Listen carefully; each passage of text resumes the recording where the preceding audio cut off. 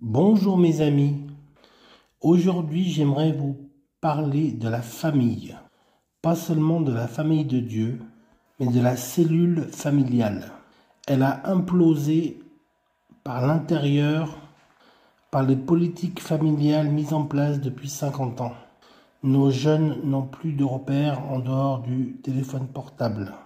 C'est leur livre de chevet, c'est leur bande dessinée, c'est leur bille.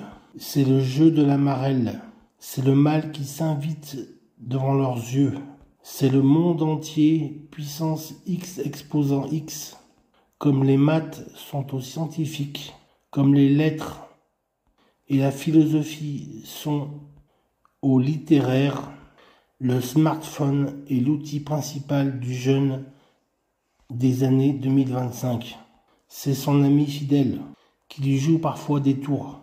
Touché au premier regard, blessé au deuxième regard, coulé au troisième regard, filmé à l'insu de son plein gré, dans les toilettes ou dans les douches. Le sourire en coin devient une blessure béante qui a du mal à se refermer, même avec le temps. Alors quelles sont les parades? Pister le jeune avec un traceur, lui accorder des temps limités de connexion à Internet, puisque maintenant tout est connecté, puisque maintenant tout est en live, dans le monde entier, diffusé dans le monde entier.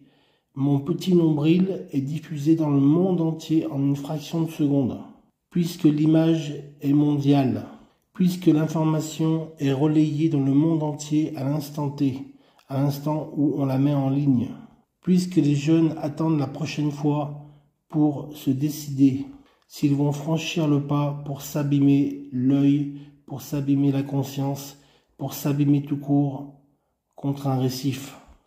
Le récif de l'arrogance, le récif de la culpabilité, le récif du jugement, le récif de la victime. Pas vu, pas pris. Pris, pas sanctionné, très peu sanctionné. Les pouvoirs publics font ce qu'ils peuvent, mais c'est la déroute. C'est la grande déroute de l'éducation française.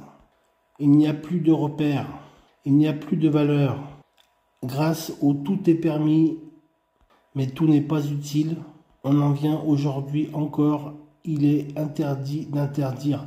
Tout est possible, même l'abject, même le plus mauvais, même le pire des pires est autorisé et même pas sanctionné s'il commet des erreurs ou des fautes. Des blessures ou des violences physiques ou morales.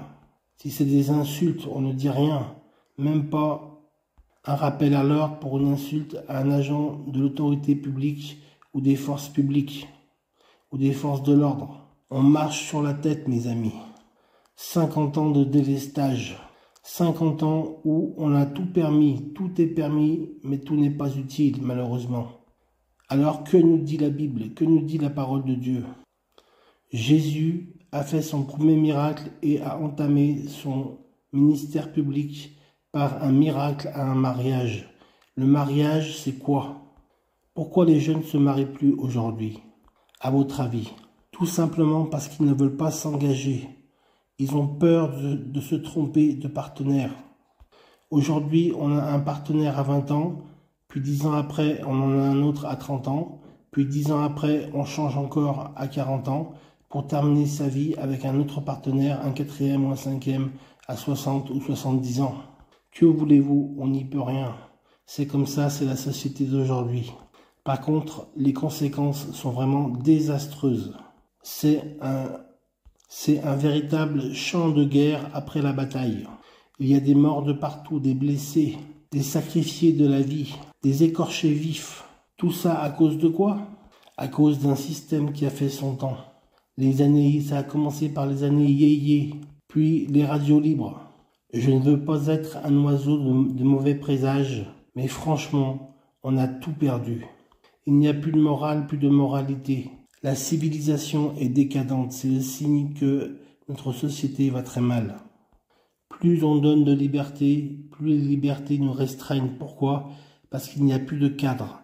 Et quand on n'a pas de cadre, on n'a pas de repère. Et quand on n'a pas de repère, on fait n'importe quoi.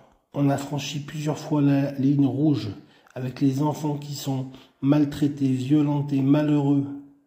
La France a besoin d'assistants familiaux.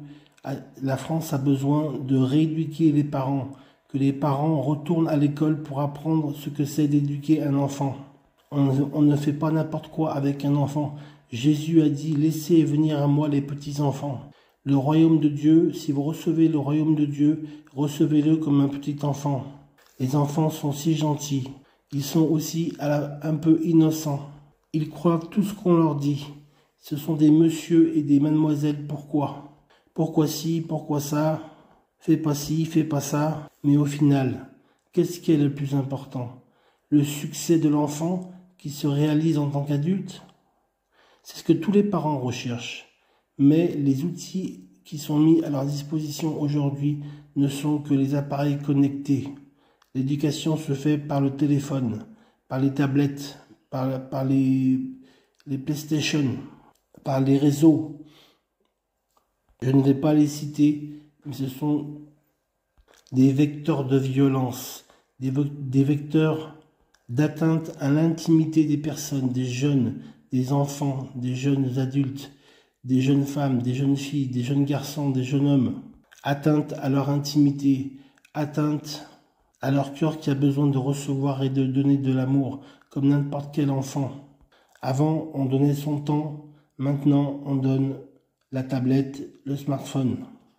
Il faut revenir à des pratiques beaucoup plus vertueuses, comme l'éducation morale, enseigner les enfants, les adolescents, sur les bonnes et les mauvaises pratiques, retrouver des repères, retrouver des moments sécures entre les parents et les enfants, des moments de qualité entre les parents et les enfants. Qu'est-ce qu'on ferait pas autour d'un bon jeu de société, d'une balade en vélo, d'aller à la pêche avec son fils, d'aller à la salle de sport avec sa fille? Les enfants ont besoin de repères et les parents aussi.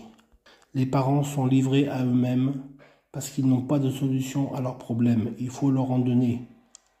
Il faut faire des lois pour que les enfants puissent retrouver l'amour et l'autorité de leurs parents, qu'ils respectent leurs parents et que les enfants honorent leurs parents.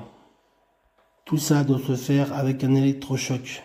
Briser l'omerta et surtout vivre une vie de famille, une vraie et sincère vie de famille, où les parents éduquent et les enfants respectent leurs parents, respectent toutes les lois de la République et soient déconnectés tous les jours, que le temps de connexion à Internet soit limité dans le temps et que les enfants arrivent à se déconnecter. Parents, papa, maman, consacrez du temps à vos enfants. Investissez dans leur présent, c'est s'occuper d'eux à chaque instant. Malgré la fatigue de la journée, sachons les tenir éveillés dans la cellule familiale protégée par le papa et la maman, qui ont chacun un rôle à jouer bien déterminé par le code de la parentalité.